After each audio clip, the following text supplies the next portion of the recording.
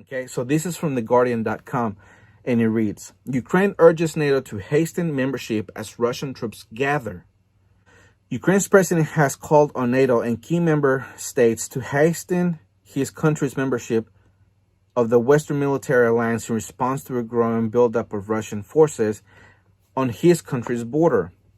Zelensky spoke to NATO's Secretary General Jens Stoltenberg on Tuesday and urged for Ukraine to be put on a pathway to future membership to halt the long-running conflict in the eastern Donbass region.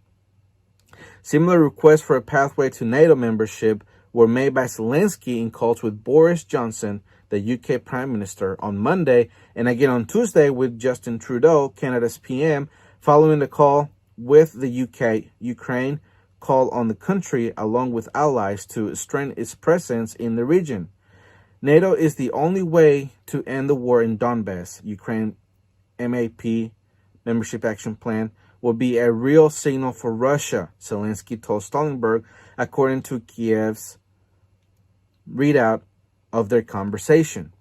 All right, so again, really important because, right now that the Ukraine pretty much declared war on Russia, they understand they're not going to be able to do it by themselves. So they pretty much what they did is they slapped Russia in the face, and then they ran back, and now they're begging NATO, the United States, Canada, and everybody else to pretty much come along and help and let them be in the membership of NATO, because a very important thing would happen if they are put into the membership, right? If NATO does accept Ukraine as another member of NATO, that means that if Russia and Ukraine fight again in the border, like they're doing right now, with fighting, shooting at each other, throwing mortars at each other, that would allow Ukraine to be able to call on the articles that would pretty much protect Ukraine, that would actually call on the alliance to come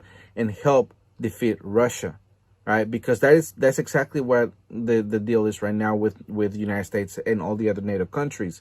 That if one country gets attacked, all the other members have to come to the aid and defeat the enemy. So if Ukraine does come into the NATO alliance and they have another fight, because let's say they have declared war and they want Crimea back, Ukraine does, that means that when Russia attacks back, that would involve everybody in the NATO alliance.